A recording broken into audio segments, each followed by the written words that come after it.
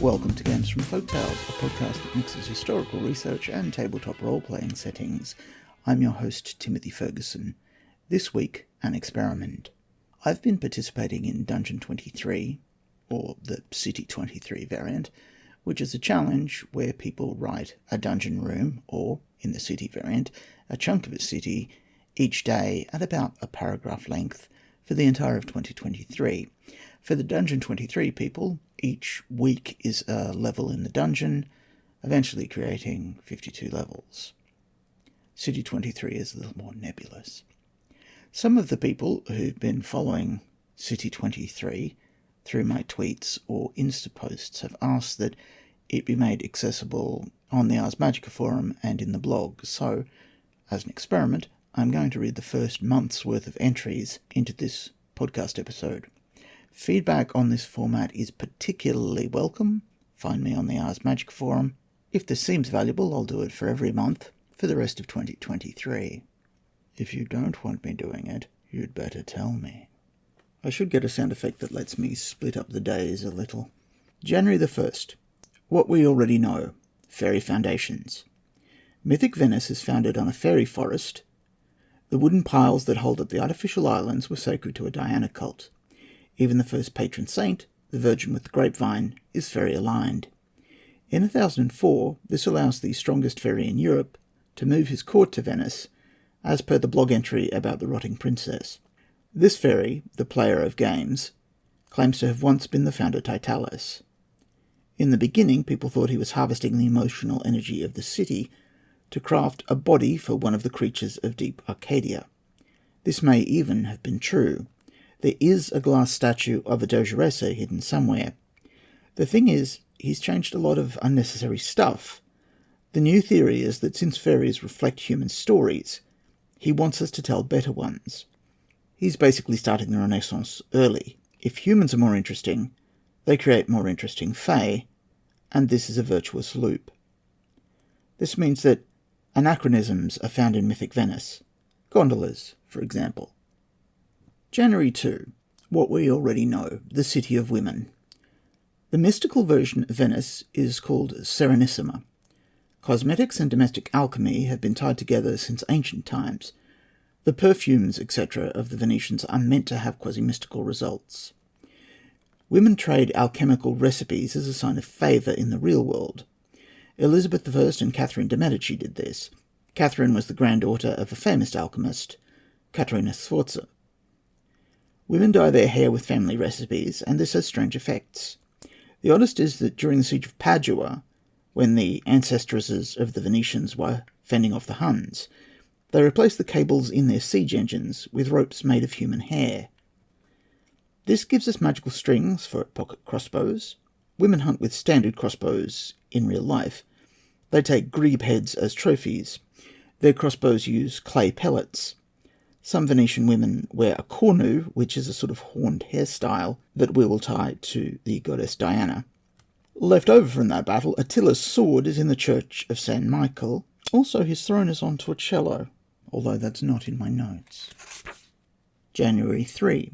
What we already know. Gardens. All wealthy people had gardens and used them for luxuries like flowers, not practical food items. Many great festivals were in the public gardens. Well, their after-parties were. Picnics were apparently a big deal. It's odd they have gardens when space is at such a premium. There's no space to bury people, for example, and yet they conspicuously waste space on greenery. This is for spell components, obviously. These are used in Bocero, which are scented clay balls, cosmetics, home remedies, food, confections, decorating, religious observances. Houses of the rich are 3 sides of a square with a garden in the middle.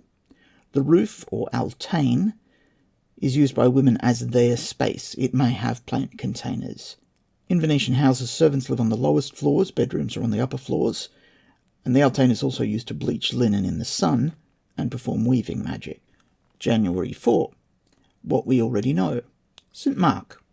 The Venetians steal the relics of St. Mark from Egypt by smuggling them past customs inspectors under a load of pig carcasses. His relics are kept in a purpose-built chapel in the Piazza San Marco.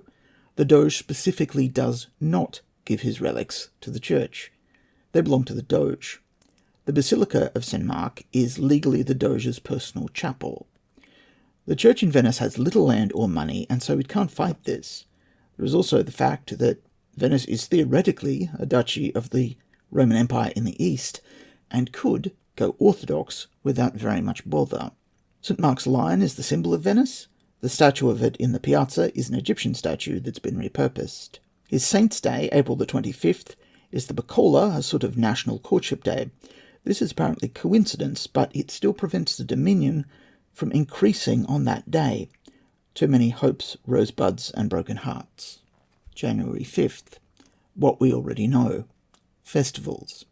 Previous podcast episodes have discussed the Festa del Marie, which is the marriage of mannequins, the Baccolo, which is the Rosebud Lovers Festival, the Marriage to the Sea, which, to summarise some new information, was oddly commanded by Pope Alexander III in 1177.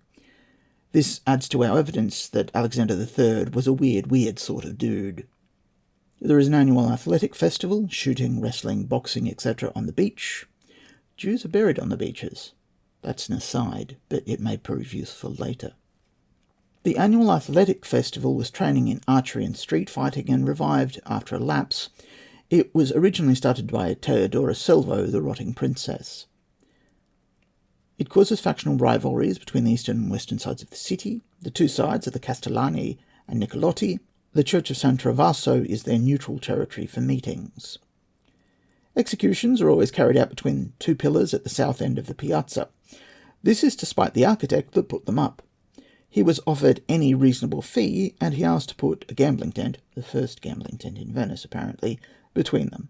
The Doge responded by hanging rotten corpses above his gambling den. January 6th. What we already know. The Fragili. A trade school is called a Fragilia, which has something to do with a whip. The Dogeressa is the particular patroness of tradespeople. Early trades include clockmakers, silversmiths, ivory carvers, makers of dowry chests, which are called ariel, blacksmiths, fishers, saddlers, carriers by water, shepherds, butchers, masons, carpenters, cabinet makers, shoemakers, furriers, and mazuri. Mazuri are silk merchants. After the conquest of Constantinople, the fine arts kick off, historically speaking. It's briefly debated if they should rule from Constantinople, but the Doge decides not to. In 1220, the Dogeressa is Princess Costanza, the first princess since Teodora Selvo. She's the daughter of Tancred of Sicily. Her husband is Pietro Ziani. The Ziani fortune was founded on an ancestor finding a golden statue of a cow in a ruined temple of Juno. Their promissione, the private contract they have with the state, was designed to favour the civic treasury. But fortunately for them, as rich as a Ziani is an aphorism, so they don't care. And then there's a note on the side of this entry saying, "Time to cheat. I had some good ideas, so I'm going to get them down, but keep to daily writing and posting." January 7th. What we already know. Geography. The islands have been extended artificially, so maps of the coast are weirdly smooth. The largest island is divided into 6 administrative regions called sestieri. There are 3 on either side of the Grand Canal. In Ars Magica, 1220, there is a single bridge over the canal called the Bridge by the Mint. By Magonomia, it's been rebuilt in stone and is called the Rialto. The districts are Castello, which is the one around the Arsenale. It's the seat of the Bishop of Olivio, and this merges with the Patriarchate of Grado in the 15th century to become the Patriarchate of Venice, which is based in the basilica that the Doge owns. Cano Reggio is where people land when they're coming from the mainland, and it contains the Jewish ghetto, which we'll come back to in another episode. San Marco is the ceremonial centre of Venice, and then across the canal are San Polo, which is where the city markets are. It's the smallest but most densely populated of the sestieri. Dorsoduro, which is the highest land in Venice, and it includes, administratively, the island of Giudecca, which isn't, in some senses, part of Venice legally, and San Croce, which my notes indicate in the 13th century belongs to a Hungarian nobleman. I need to check that one. January 8. Things we already know. The other islands. The Venetian lagoon is cut off from the sea by barrier islands. The 2 largest are the Lido, and Palestrina. The towns of Malamocco and Palestrina are the largest on those two islands. Malamocco was probably the old capital, at least it was nearby. There is an island called Chogia, which is far to the south, and it's the customs house for Venetian trade. Murano is the third island. It's really 7 tied together by bridges. In 1291, all the glassmakers are forced to move there, and this makes an odd group of rich guys who make mirrors for a living. San Michele, the graveyard island, is from the 19th century, which is a pity. There is an earlier one, but it went missing, as we will discuss later. San Erasmo is mostly farmland. It's governed from Murano. When an island goes missing, I think it may be Shrouded Glen. The locals think it's caused by flooding. The northern parts of the lagoon are less busy and are a good spot for chapter houses. Torcello was the centre of the area before it fell into decay and was superseded by Venice. It's a cathedral for the infernal. Howells says the angels look infernal or weird, and I want to bring in the Walter de la Mare All Hallows idea here. All Hallows is a story by Walter de la Mare where Satan is rebuilding a decrepit cathedral. Burano is an island where lace is produced. The lace-making skills are based on the net-making skills of the fisher people there, and a design seen in a fragment of red coral. It's a centre for weaver magic. January 9th. The infernal island of Torcello. Hell runs Torcello. It pays the Magister Ludi souls as rent. The Magister Ludi is the master of games, the fairy. There are rules and there are agreements about what demons are allowed to do. Masks help them get away with more than they're allowed to do. Hell's ambassador to Venice is Donna Soranza Querini, the daughter of a doge, imprisoned by her father because her husband had rebelled against the state. She escaped her convent with the aid of Hell, and now she's their grateful, loyal representative. I need to write up a basic local demon. People don't know what the Magister Ludi is doing with the souls. These are deliberately not souls Hell hates losing. They're let out of limbo, presumably, as his bondspeople. I need to write that up as a character design kit. There is a small infernal Reggio on the piazza between the two pillars because of the gambling and executions, which in this project were mentioned a week ago, but you heard a couple of minutes ago. There's got to be something about demons working with molten glass. The Infernalists probably have a compagnia. That's a club for young noblemen. They need a uniform. I don't know whether that should be crimson or black, both of which are pretty common colours in Venice, but they need law. January 10th. Compagnia. Staley says there were 40 companies, but they may not have been simultaneous. The obvious one is the Compagnia della Calza. This group arrange public spectacles for the Doge and Dogeressa. Calza are tights. They wear them. They're run by a prior who has a costume made of cloth of gold. Its other officers are 2 councillors, a treasurer, a chaplain, a painter, a sculptor, an architect, a poet, an analyst, and a notary. And I'm doing this in such detail because a covenant could pretend to be a compagnia. Each club has different stripes on its tights. They wear tight silk doublets. They have a badge for their club, slashed sleeves with puffy white shirt cloth coming through. That's linen. They wear short cloaks, which is cloth of gold or damask, fur-lined. They have a small hat with a heron's feather and a jewel. They wear red-pointed shoes, a leather belt, and pouches, which they call scarel. Women similarly were members, but they didn't wear tights. Instead, they had the word Calza printed in gold thread on a visible petticoat. They wore gold hairnets. They ran the Caccia del Torre, which were public games, on Maundy Thursday, the first Monday in September, Santa Marta's Day, the first Monday in October, and they ran them at the Lido and the Piazza. January 11th, the Bucentoro, or Bocentaurus or Bocentaur. This is the state barge of the Doge. It's used in the annual marriage to the sea.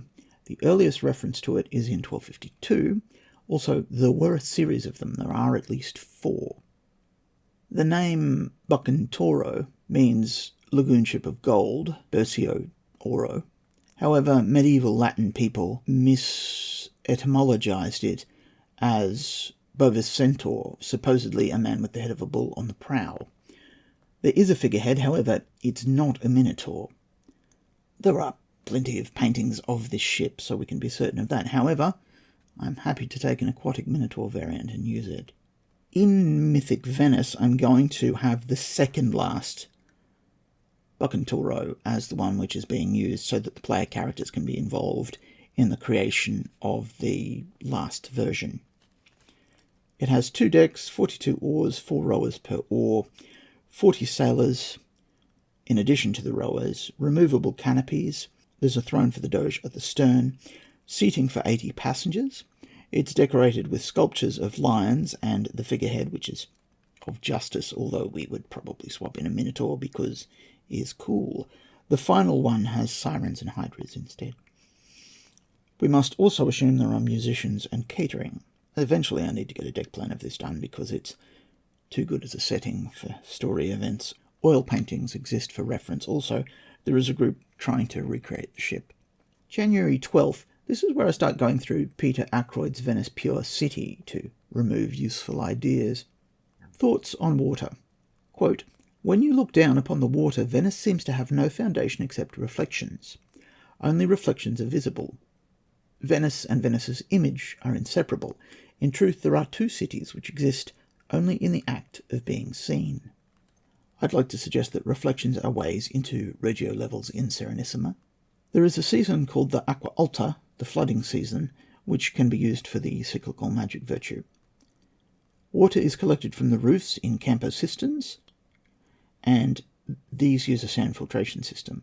These areas used to be graveyards. Gross and creepy. Anyway, there are also 2 big public cisterns at the Ducal Palace, and water carriers, who are women, roam the city from there. Water works as a centre of public life and gossip. The wells are considered holy, particularly the carved wellheads that protect them. After floods, cisterns may be contaminated with salt water, and boats are dispatched to the Batengo and Brenta rivers for supplies. If these are blocked, adventurers are needed. Floods are caused by demons, and they are held at bay by prayer. In Venice, floods come up from below.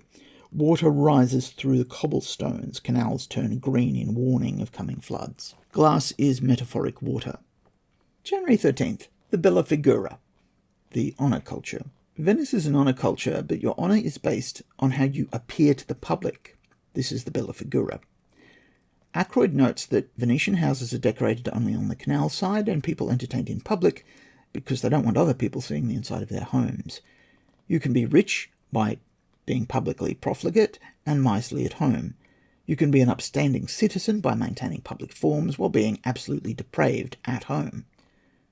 Gossip is currency in honour cultures. I need to recheck Why Honour Matters by Tamla Summers. The Ars Magica reputation rules need additions for gossip attacks. In Magonomia, there's already a fate social combat rule system, but it needs examples. Ackroyd later mentions Istrian limestone being used as a marble replacement as a sort of metaphor for how a veneer or facade suffices. One commentator in Ackroyd says Venetians are easy to con because they are trained to not look past the superficial layer. It's rude to look, and it puts everyone else's illusion in danger. A person pointing out the artifice is saying everyone should step down a social level. Even wealthy people don't do this because their money lets them buy props to cut a finer figure. You must be polite. Although there are social classes, the patricians demand personal frugality, which they call mediocrity, in their number. It's not like the British class system. It's not like the American system of pretending everyone's equal but letting everyone work out who's in charge using expensive status symbols. Masters must not be insolent to their servants. Masters must not strike their servants. There is freedom of belief by the Magonomia period of a sort. You can't speak against Venice or its structure of government, but other than that, you are free to be, for example, a Muslim, even during wars with the Turks. January 14th, the City of Exiles. The Jewish ghetto will need its own entry. Venice welcomes immigrants from everywhere. They're used as cheap labour for industry, and by the end of the Magonomia reign, Venice is the most densely populated city in Italy. Immigrants tend to live in streets by community and to be packed in. Sometimes ethnic groups dominate industries, and marriage into mainstream society is common. German merchants must live in a complex called the Fondaco di Tedeschi. at the Rialto. It has 2 dining halls and 80 rooms. It may be a model for covenants. The Flemish settled during Elizabeth's reign. The Greeks have their own quarter, which enlarges after the Fourth Crusade. The Armenians have a district, and they have a school based at the monastery of San Lazzaro. This means player characters can be from anywhere. Turkish merchants live at the Fondaco de Turci, and it contains an Arabic school. Venice prides itself on being a refuge. Dispossessed nobles love to come to Venice. Religious outliers come to Venice, for example, Anabaptists. Venice is theoretically Catholic, but it resists Rome in ways which will follow in other episodes. Ackroyd mentions there are about 6,000 beggars in Venice. I'm not sure why I've recorded that separately on this page. Interestingly, Venice has socialized medicine in the 16th century, possibly before. January 15th, the ghetto. Jews were not allowed to live in Venice, the island, or work there. Note that Giudecca is outside this boundary. Early on it's called Spinalunga. Their graveyard is at the Lido. They are forbidden all professions except medicine and all trades except money lending. Again, enforcement outside of Venice's main island is quite loose. The first ghetto opens on the 29th of March 1516, and it's in the foundry area around Cannaregio. 2 adjoining neighbourhoods are soon added. As precursors, the Germans and Turks were similarly forced to live in gated communities. Venice also has other national quarters in colonies. The Jews were forced to live on a single island with a wall and drawbridge. They were allowed out at dawn and locked down at sundown. All windows in the ghetto faced inwards. Guards and 2 patrolling boats that worked for the city were paid for by the Jews through a tax. The area is quite poor and very overcrowded. Buildings reach 8 stories in places. Jewish leaders run the place. It has non-Jewish inhabitants. It's renowned for gambling dens, but then again, so is most of Venice. It also has a Jewish carnival on Purim. It's a centre for rabbinical studies and Jewish publishing. Christians go there as tourists, particularly for the Purim plays, but also to attend synagogues. The state tried to ban this, but the reaction was so severe that they reversed the policy. Basically, the ghetto is a valuable internal colony. Jews in danger in other kingdoms send their capital to relatives in Venice. Ackroyd states there are no pogroms. I believe he's wrong. Staley states that the people tried to have one, and the Doge used the military to protect the ghetto. Jews or not, mobs of poor people aren't allowed to steal stuff from rich people in Venice. Ackroyd does have a paragraph about cultural similarities between Jews and Venetians, but it seems like he's gilding the lily quite a bit. He mentions superstitions about statues coming to life on page 60, and I'm not sure why that note is on this page. Moving on. January 16th. The Signoria, the state. Venice loves a bureaucracy. They have a census. They develop some of the statistical sciences to a degree not seen elsewhere, which means they may have fairies based on mathematics. They have a huge bureaucracy for pageants, particularly popular processions. It is illegal to speak ill of Venice. Locals who do it are sent to prison. Immigrants are deported, and assassins are possible. Indeed, we have documentary records of payments being made to assassins to silence people who've criticised Venice. Rituals, social rituals, govern the city and its office bearers. They give spaces meaning. This deep story may be the mechanism building the glass dogeressa that is rumoured to be an avatar from a being from Deep Arcadia. Is she justice, liberty, Venus? No, she's not. I shouldn't do these sorts of things. I'll get back to her on the 18th. All art is for presentation. Rhetoric is prized. Some of the most skilled diplomats in Europe come from Venice. Ambassadors are not just random nobles or royal favourites the way they are in Elizabeth's court. From the 16th century, Venice is nominally neutral in all external affairs. Her ambassadors, however, are ruthless intriguers for the good of Venice, which is their moral cynosure. At the end of their terms, ambassadors write detailed reports to the Senate about every possibly interesting feature of the state they are sent to, and these are called relazioni, and if they go missing, that's an adventure hook. The nominal neutrality may tie into the loss to the League of Cambrai, and there's a note here telling me to check for a period text called A Survey of the Signory of Venice by James Howell in 1561. January 17. The Council of Ten and prisons. The Council of Ten started as a conspiracy but became a government body. It meets daily and it's served by a network of spies and assassins. Some of these are the Signori de Notte, the Lords of the Night. Members wore black mantles. They examine the accused in the dark. They meet above a prison and torture chamber. They are called the Small Council or Black Inquisitors. There are lion mouth sculptures around the city in which people may post anonymous attacks. No cross-examination of witnesses or defendants or discovery process exist. The most notorious prison in Venice is under the Doge's palace. Individual cells have names. The worst of these are the wells, which flood occasionally. The stories about the prisons are exaggerated to a tremendous degree. I will mention particularly the artist Piranesi, whose carceral etchings are entirely unreal, except perhaps in a Reggio. There's a separate force called the Shiri who kidnap criminals and take them to jail. There is about one policeman for every 250 inhabitants in Venice. By way of comparison, in the current US, it's one policeman for 418 inhabitants. The oath of the Council of Ten is to swear, forswear, and reveal not the secret. The city archives are maintained by a man who cannot read or write. The Doge must not visit the city archives unless accompanied. Where they are is none of your business.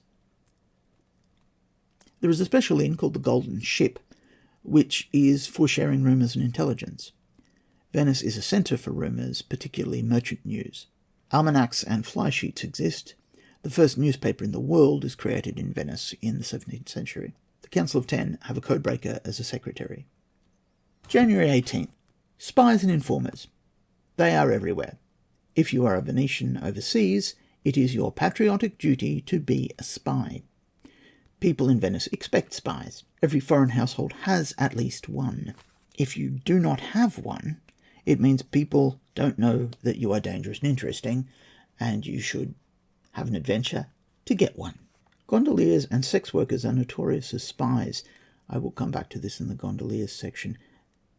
They're notorious as spies except in matters of amour, where if a gondolier mentions that a lady has been with a gentleman in his gondola, the other gondoliers will seize him and drown him as a matter of honour. But anyway, moving on. Even cardinals and bishops have a civic duty to act as spies in the private councils of the Vatican, and the Vatican knows this.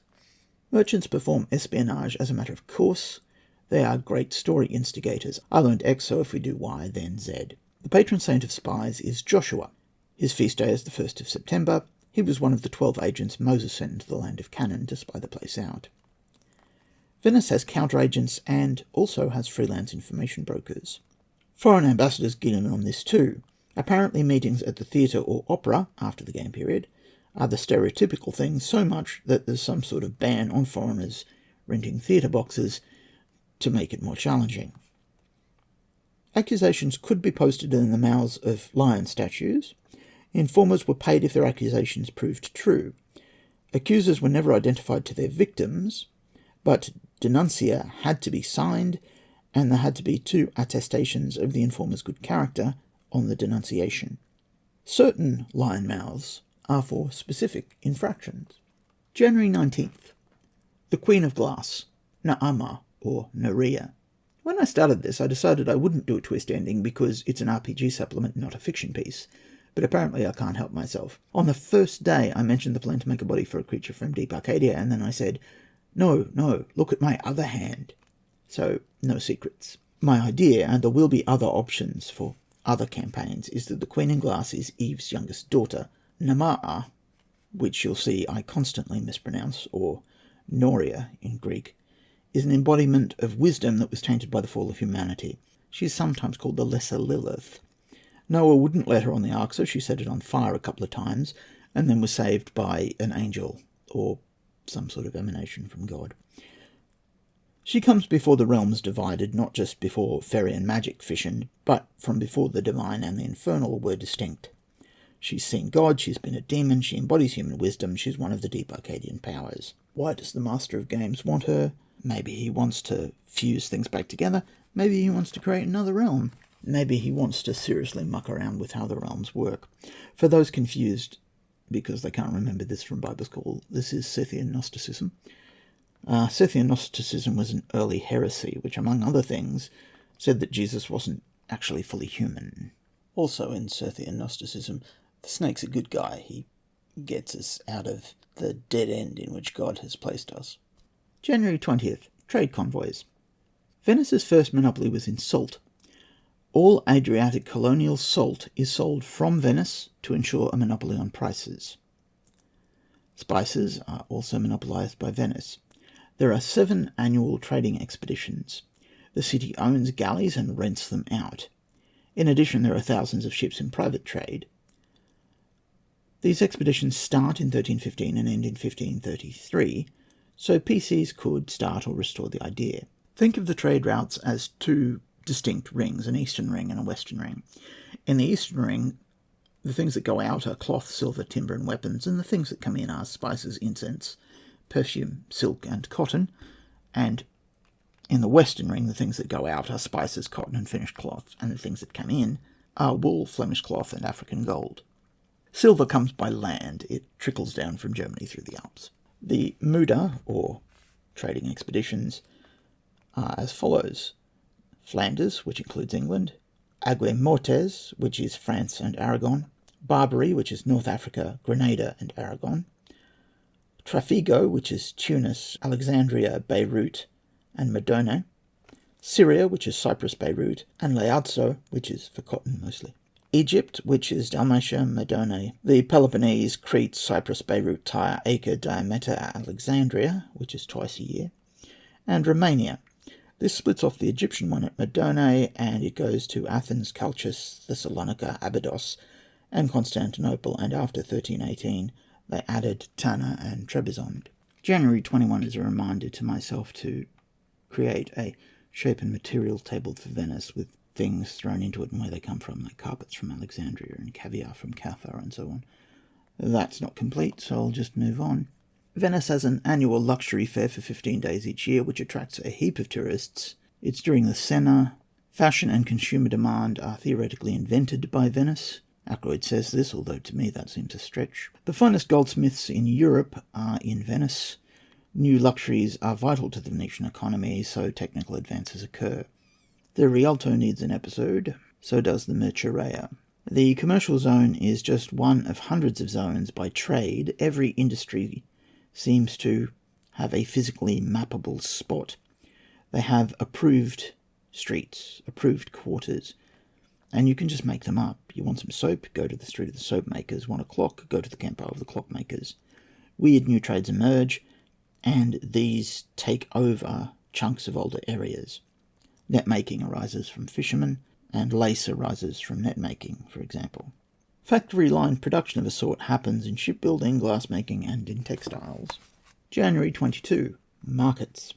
The Rialto is the central market of Venice. It continually gets bigger, in part by clearing property, and in part by repurposing residential buildings at its fringes. Canals next to it are improved, its streets are widened. The centre is a small church called San Giacomo del Rialto, and more valuable goods are sold closer to the centre. Sex workers and taverns and ragmen are at the edge. The Merceria runs off the Rialto, presumably towards the Piazza. That's true. The Piazza is where the bankers do business. Streets and the Rialto are named by craft. The names change when the crafts move about. I need to look at the slave trade and how the PCs break it up. Art is a trade commodity.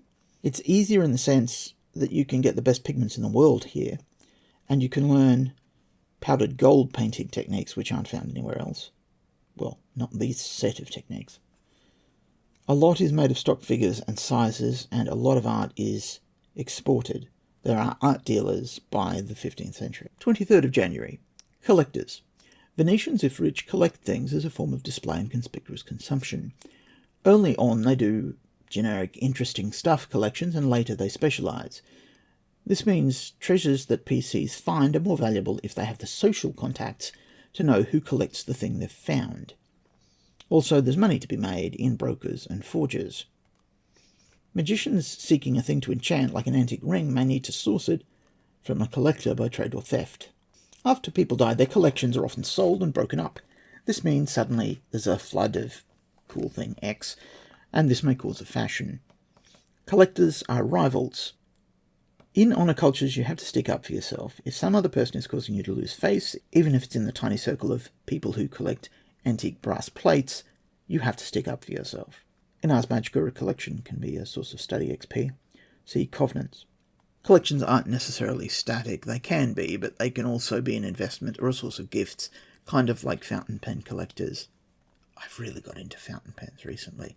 Part of the reason I'm doing this is an excuse to try out different inks and pens. They presumably have swap meets the same way pen dealers do. There are auctions, there are trade shows. I think I should do the Pidgey Woodhouse story with Bertie Wooster and the Cow Creamer and the trade for Anatole, the peerless chef, but in Venice. 24th of January. Nunneries. The number of dogeresses who retire to particular places can be treated as part of the Diana cult thing. Nuns were, in some convents, free-ish. They had servants, entertainers. They wore what they liked, they ignored dietary rules, some had lovers. The men in charge tried to tamp this all down sometimes, but the hierarchy of the church is weak in Venice, and the abbesses are rich and very well connected. St. Zachariah needs investigation and floor plans. Because too many dogeresses retire, they're forced to ignore it. I need to get some general rules together here for covenants pretending to be convents. In 1581, there are 2,500 nuns in Venice, out of roughly 50,000 women. Over 50% of patrician women become nuns. Ackroyd suggests this is because of dowry inflation. Abbesses in Venetian nunneries are unusual in that they are elected by the Mothers of Advice, a sort of ruling council. Someone tried to shut down St. Zachariah in 1514, and the nuns stoned them from the walls. Papal dispensation gives nuns holidays. Ackroyd also notes fistfights and a knife duel. Some nuns dressed as men during Carnival, so they could go to Carnival. January 25th. Theatres and theatricality. In Venice, imagine that in your public life, your PC is an improv actor surrounded by a giant LARP with the best sets ever. Everything is built for drama, Fate aspect style. The piazza is literally designed as a ceremonial stage. Jewish and Christian priests go to each other's churches and synagogues to study oratory. Church verandas, canal-side balconies, and gondolas are all designed to be seen. If you break character, you are demeaning everyone else, and they have to stand up to you. Court testimony isn't nothing but the facts. It is advocates going full drama and witnesses going full scene reviewing. Costumes are deliberately ostentatious. Women wore shoes up to 18 inches high until the government banned them, particularly for pregnant women. Workers wear role-related uniforms so much that you can tell how you're expected to treat people by how they dress. The most popular colour is tocino, which is sky blue. Rich people wear black as daily wear. Since black robes were the formal dress of many of the rich look intimidating. Ackroyd says that only the Doge wore gold, but he contradicts himself on the next page. He notes a sudden change in 1529. Before this, men have long hair and only wear beards in mourning, and after that they have short hair and they wear beards. Opera is invented in Venice, but after the period, I may need to add it in, people who attend the opera and the theatre are not silent. They are raucous Shakespearean-style crowds. Venetians are great at stagecraft. Some of the big painterly names, from the Renaissance, had a sideline in painting stage sets. The idea I was working with on the discovery of witches, of people who use special effects rather than actual magic, suits Venice even better than it does London. Scenery are called apparati, and this links to the word apparatus, but it also links to the word apparition. Gondoliers get in theatres for free. Vendors sell half-time snacks. Comedy is popular and tragedy is not. Goldoni, who was Venice's Shakespeare, actually he was more popular and prolific than Shakespeare, wrote city comedies, and there is not much violence, and there are no monologues. January 26th. The slide out of democracy. Social class. At the foundation, every island had an elected tribune. In 697, the first Doge was elected by popular acclaim. By the end of the 12th century, the Council of Aristocrats chooses the Doge and presents them to the people for acclamation. By 1297, men may only sit in the Grand Council if their father or paternal grandfather sat in the council. It is therefore a hereditary aristocracy. In 1423, Venice stopped calling itself a commune, and it's informally a plutocracy. The government is like a complicated clock. The General Assembly passes basic laws. The Great Council, which is about 800 paid officers, picks judges, members of small councils, and they also pick the Doge.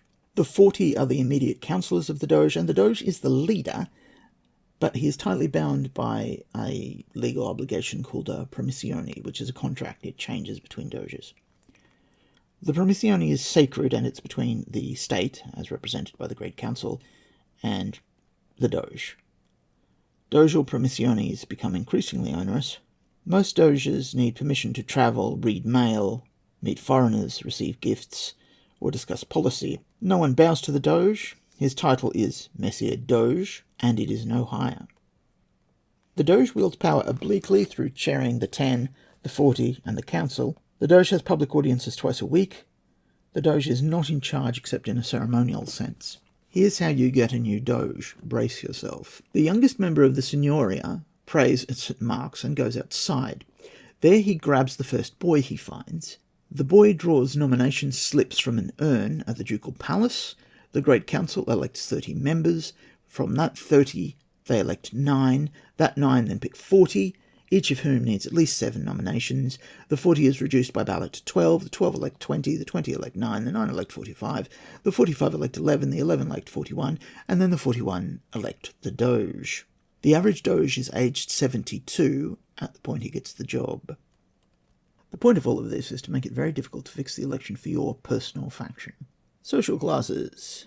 The Popolani make up about 90% of the population. These are the guild labourers and the sub-guild labourers. 6% of the population are citizens, cittadini. These are people whose father and grandfather were born in Venice. And 4% are the aristocracy, called the patricians. Oh, and I've left something out. To be a citizen, your father and grandfather cannot have been labourers. They have to have been bureaucrats. Patricians are trained in the bow, sword, and lance. They are also trained as ship captains. There are jousts in the Palazzo from 1242. Here's a short one, January 27th, the Islands of Sorrow. Some of the smaller islands are dedicated to civic purposes. San Savolo is an asylum for men. San Clemente is an asylum for women. Sacco San Solo is a fever hospital. Isola de Grazia is a consumption hospital. Poveglia is a leprosarium. Constanciaccia disappeared during the Ars Magica game period, so that could be Shrouded Glen, was originally a funeral island. Each has a bell tower, some sort of square, except the leprosarium in the graveyard. January 28, Venetian Crete. Venetian Crete is designed as a clone of Venice. It has a duke, and they rename the public square as the Palazzo San Marco. Does this create a local Magister Ludi? Who knows? They invent plantation slavery. Venetian conquests are sent a governor for civil affairs and a captain for military affairs. Crete's odd because it's so far away that the Venetians give land for military service to create a garrison. These lands export all of their stuff to Venice. Other conquests keep their traditions and structure. Venice reminds me of America in the Pacific. If they can't get what they want, they don't invade, but every so often the cost and value calculation clicks over and they do invade. When I say America in the Pacific, I mean during the Admiral Perry let's invade Japan for commerce and trade era and the invasion of Hawaii. Once the Venetians have land, they can't be isolationists anymore because they need alliances to stabilize their distant territories. Again, they can use money, and they do, and they buy mercenaries a lot. The fleet is only sent if trade is threatened and bribery is not enough. The vassals of Venice call Venice the illustrious mistress. June 29. Turks and other foreign enemies. The Genoese traders are rivals. Genoese diplomats and Venetians counter each other. The siege of Chogia is significant to Ars Magica players and historical for Matronomia players. There is presumably some sort of magical divine or infernal counterbalance to the Magister Ludi. There are naval clashes between the two. They are rivals for external adventures. Genoa is called La Superba, which means the proud. The Ottoman Empire takes over as the chief rival after 1452, when they take Constantinople. The Venetians try to trade, but the Turks want to expand. The other Italians think that the Venetians will eventually win, so they sit out the Turco-Venetian War. Unexpectedly, the Venetians lose. In the ensuing peace, they lose the Black Sea and the Aegean Islands. The Venetians keep Crete and Corfu, but lose some colonies that they've had for 250 years. In 1509, Venice then loses all of its Italian holdings in 15 days to the League of Cambrai. The Venetians fight back, and by 1517 have pretty much all of that back. Well, all of the Italian mainland stuff back. In some cases, the Italians preferred the rule of the Venetians to the rule of the French or Germans. The territories at the start of the Magenomia period are Crete, Corfu, Cyprus, the Po River Valley, Ravenna and Rimini. There is no further expansion. Venetians now try to balance the French, Habsburgs and Turks as the point of their foreign affairs. In 1527, unpaid mercenary troops sack Rome, and the artists flee to Venice. The public areas of Venice are restored on the Roman model. There is much talk of Venice being the new Rome as the last free vestige of the Roman Empire. Things get really, really theatrical really fast. In 1570, the Turks take Cyprus from the Venetians. The West gives no help. In 1571, the Holy League decides that enough is enough, and they have the last galley-based naval battle. They defeat the Turks at Lepanto.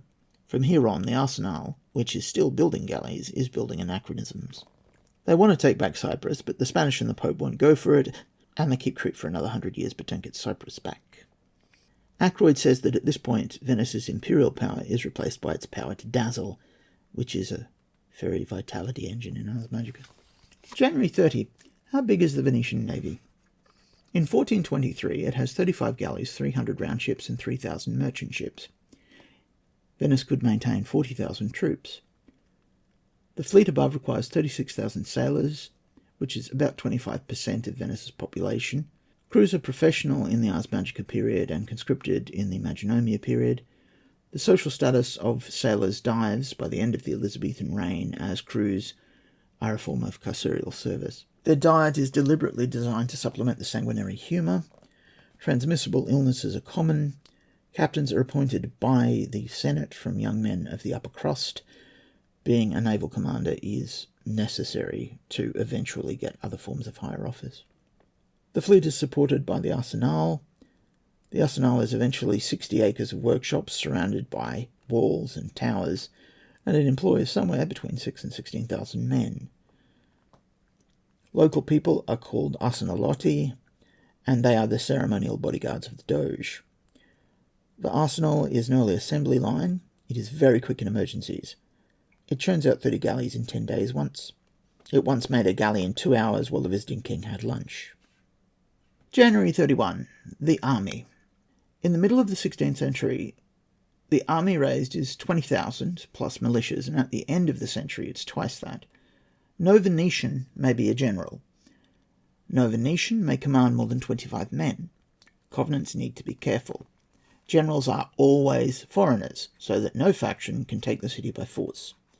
Every general needs to pass his orders by 2 patrician supervisors who are appointed by the Senate. This is not a swift command structure. These people are called condottieri, which means contracted men. Generous prompt payment, including palaces and land in the empire, is the policy. This is to lessen the possibility that the other side could bribe them into changing sides. I need to write basic soldier kit instead. And that, dear listener, is Dungeon23, City23, Mythic Venice for January. Please give feedback in the various places so that I know if this format is one that we wish to see replicated for the rest of the year. Your saga may vary.